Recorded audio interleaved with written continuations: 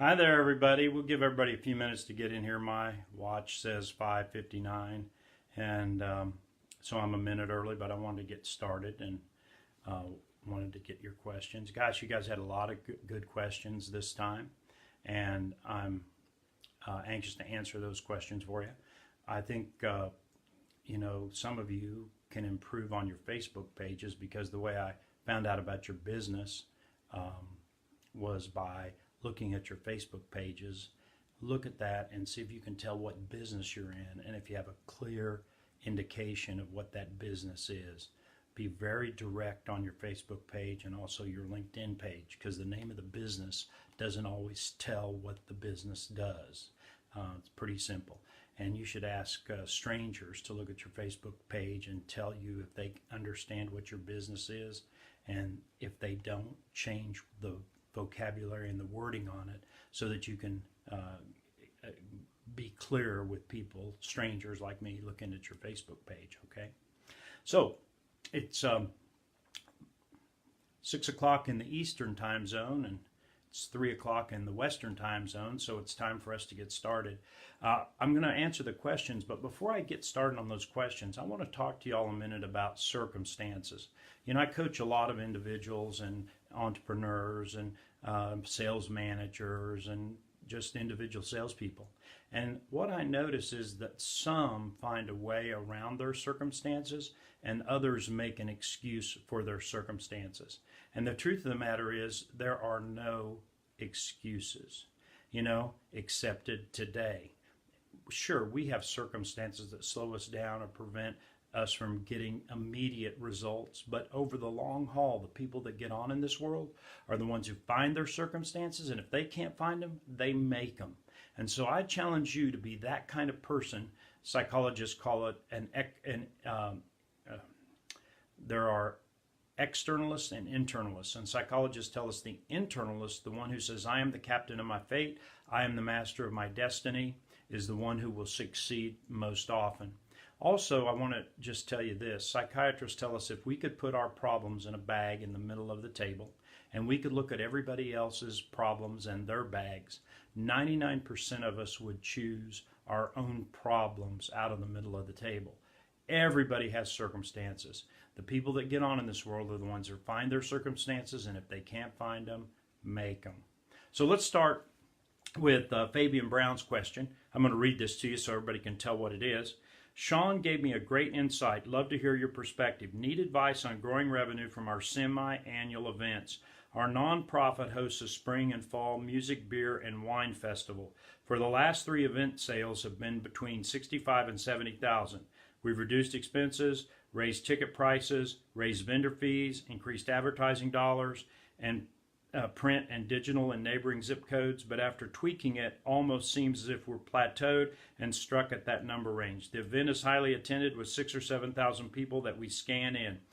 All right, so let's talk about that a minute. So for 10 years, I chaired the Nashville wine auction, and we did all those things too. It was a nonprofit that would help raise money for cancer-related causes.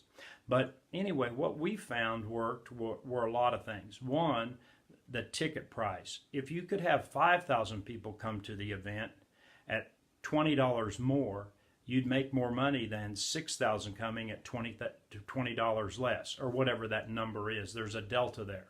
And so look at that delta and see if you can't figure out a way to raise prices, even if it's a small percentage.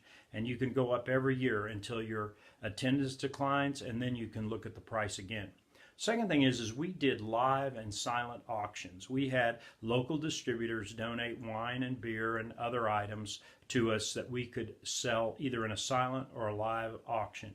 And this helped us raise several $1,000s as well. Last year we raised about $70,000 in our silent auction.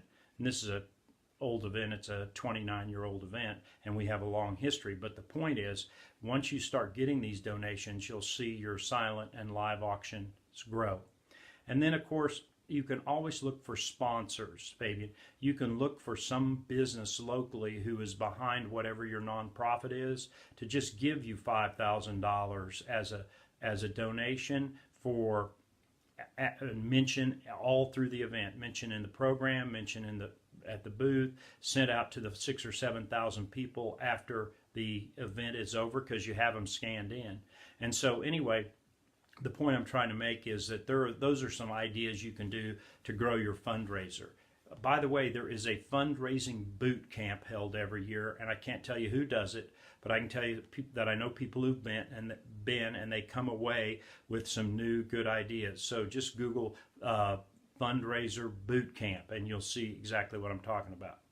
So let's talk about the second question from Joe Nugent. He says, "Hi Tom, I'm the Director of Sales and Marketing for a hotel. I'm having a challenging time looking for lists to buy for leads for groups and meetings.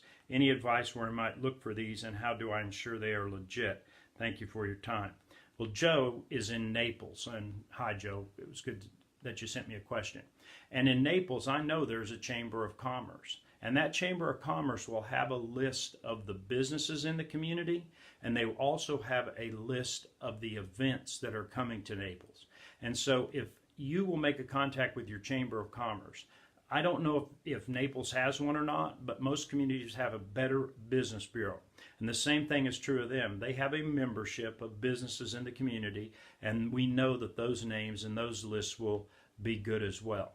And then, of course, you can always use the internet, and just Google convention schedule for Naples, and I'll bet it's out there somewhere on the internet. If you could Google it for Nashville, I did, and sure enough, there's a list of all the conventions coming to Nashville from national companies. I imagine it'll be bigger than Naples, but Naples is a popular spot. So that's my first idea.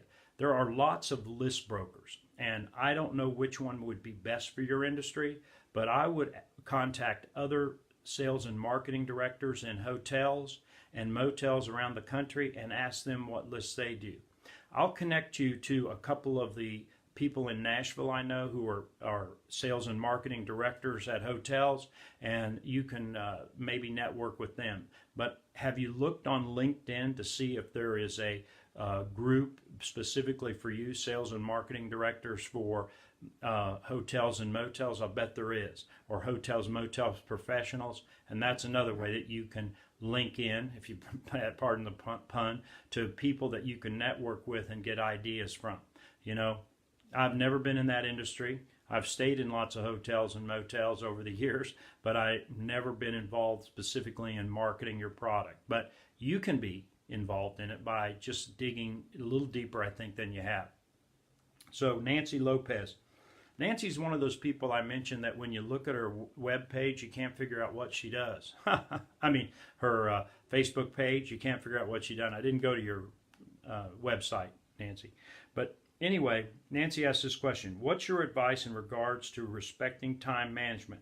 I have issues blocking time for needed activities because almost on a daily basis I feel something urgent comes that needs to be taken care of, and I have to postpone again. And again, some things that are not urgent but still important.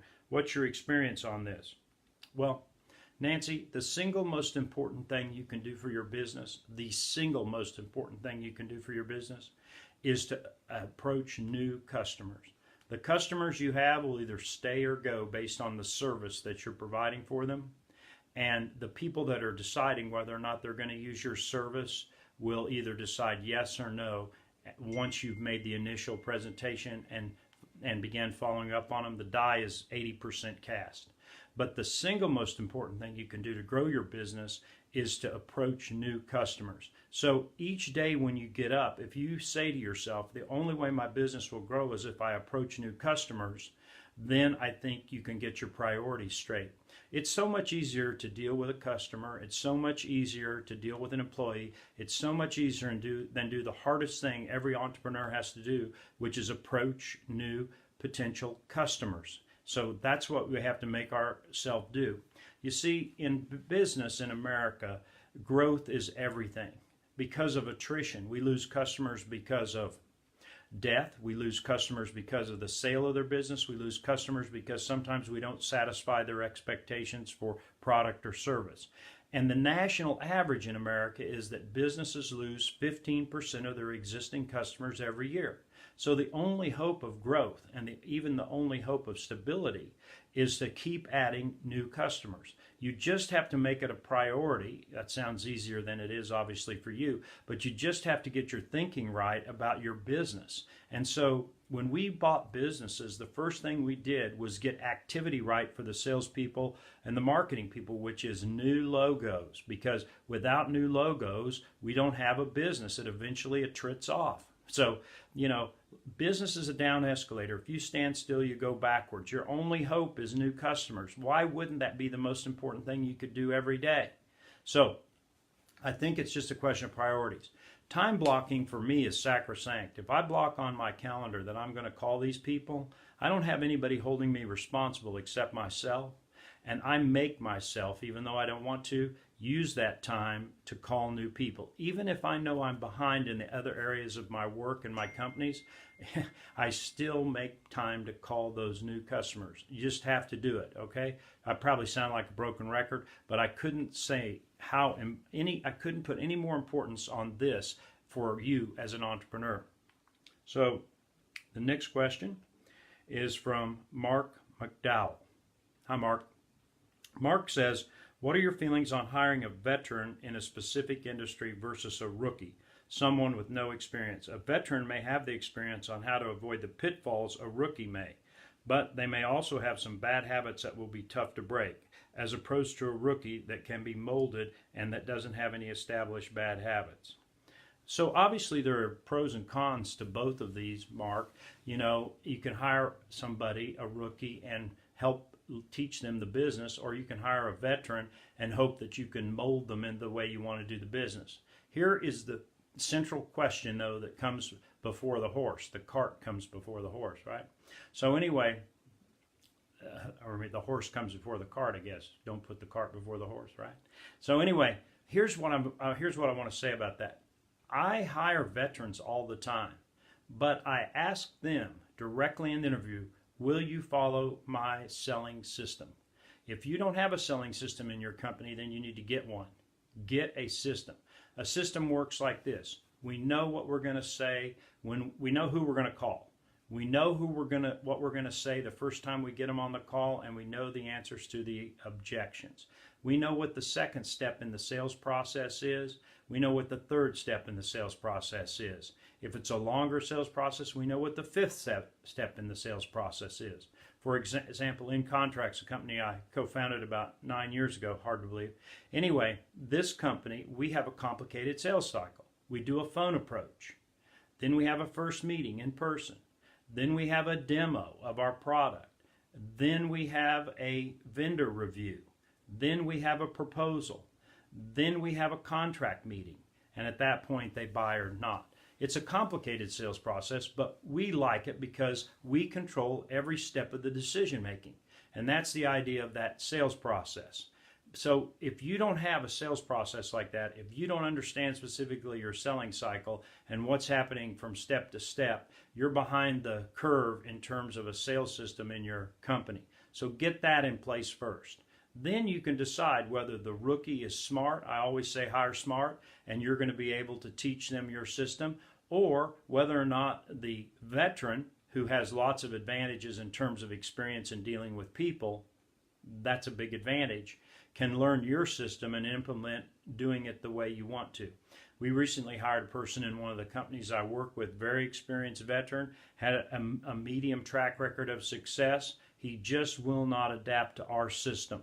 And until he makes that adaptation, he is never going to be able to compete with the other people who are using the system, and eventually he's going to lose his job. So anyway, the point I want to make with you about this is you got to make the call, but the first question to ask is, do you have a system that a reasonably intelligent person can implement and be successful? Okay? Next. From Ari. Hey, Ari. How's the weather in Colorado? Ari asks, in addition to my business, I also work with a local CPA firm that merged with a Utah firm last month. With the merge, they are dropping all clients in the marijuana industry. One of the partners is hoping he can convince the other owners to contract my company to do the work for these clients and come up with a fee arrangement in hopes of buying it back from me if and when it is legalized at a federal level. I'd like to go out to dispensaries to build my clientele in this industry. As a professional in that industry, do you think it would be more appropriate to hire someone else or to go to the dispensaries yourself? Well, Ari, if I had your enthusiasm and was as attractive as you, I would go myself. I really would. I don't think there's any question about it. And if I were in your business, I would want to go myself as well, because nothing is more powerful than the owner of the business visiting with another owner of the business to ask them for their business. Try saying that fast 3 times. But anyway, the point I'm trying to make with you all is that you are always better face-to-face with somebody than any other way. It may not be cost-effective to get face-to-face with someone, but in terms of communication and in terms of persuasiveness and in terms of the power of your sales presentation, it's always going to be better in person by you, the entrepreneur, than it is by anybody else. Nobody in your business will care about your business as much as you do. If they do, they'll soon leave and start their own business. So anyway, the idea there is that you go, Ari, and when you go, have a presentation planned. Remember how a presentation goes. We've talked about this before. The presentation starts with rapport building. Hi, how are you? Where? Hi, how long? Where? Getting in a hurry. Where are you from? How long you been here? Where were you at before that? And then once you've established rapport, how long you been in the marijuana business, right? What were you doing before that? It's easy to establish rapport with these new owners, I'm sure. And then the second step is needs assessment. How are you? And these are questions you should pre-plan. How are you doing your accounting now? What have been your frustrations with your current system, et cetera, et cetera, et cetera. Maybe 5 questions. Then you say, let me tell you about our services. We specialize in working with companies in the marijuana industry. We work with ABC, DEF, GHI, and we have specialized skills to work with that industry. And then whatever else you can tell them that would differentiate you from any other accountant they could hire off the street. You know, product differentiation is important. And before you go see any of them, Ari, I want you to write down the 3 reasons or 4 reasons they should do business with you over any other accounting firm. Okay? Hang on. We're getting there.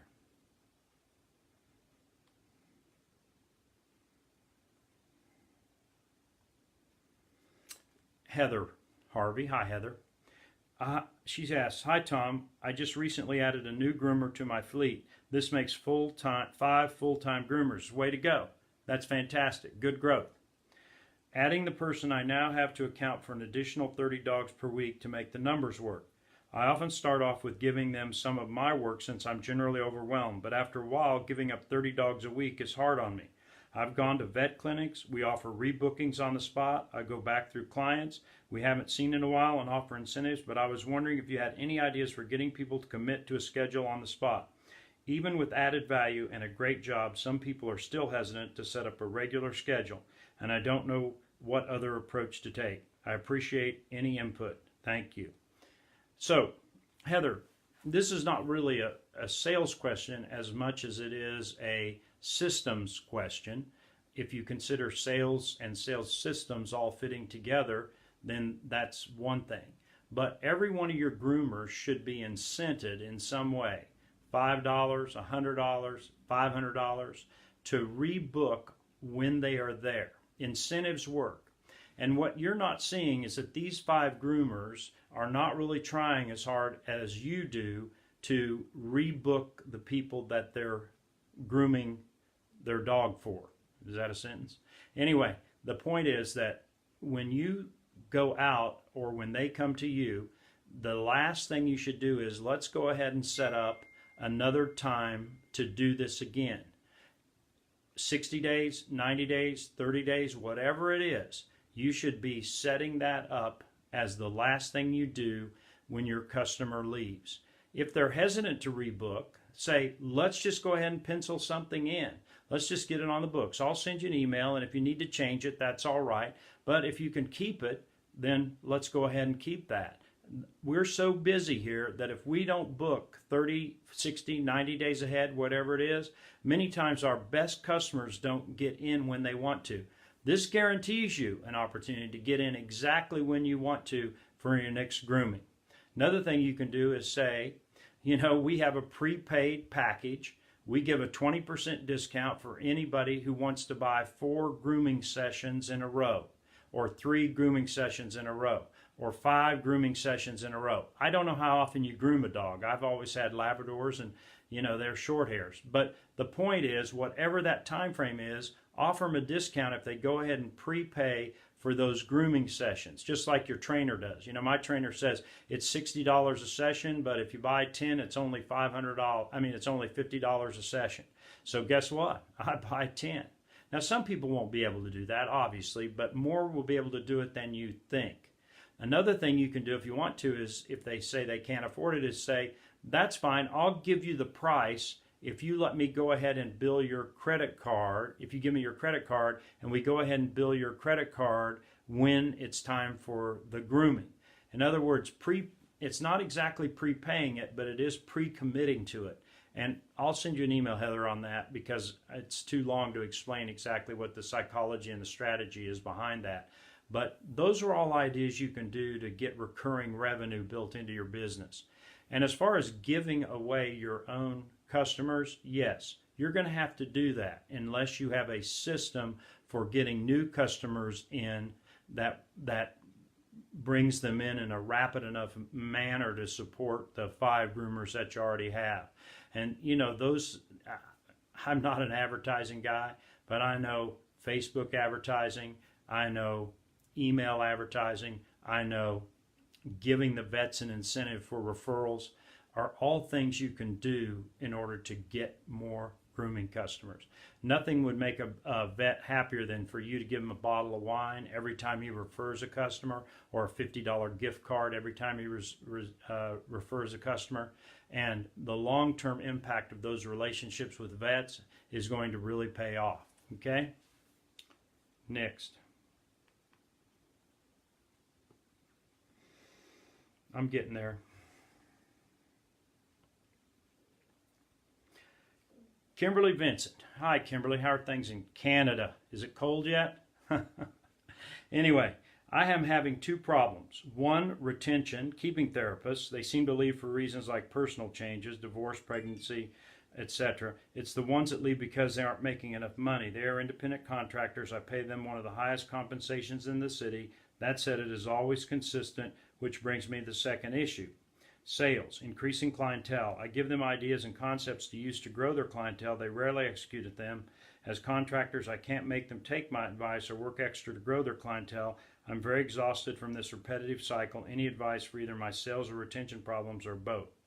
Well, Kimberly, you should have a system developed that drives customers to you. I don't know what system you use to get your own clientele base built up, but if that system is duplicatable, then you need to implement that system for them. If you have to do Facebook ads, or if you have to do Google ads, or if you have to do email campaigns, then just arrange with the massage therapist to get a lower commission to cover your costs for generating the prospects. And I bet you'll find that many of your massage therapists are gladly willing to take less of a fee for their customers if they don't have to go through the hard part of finding their customers.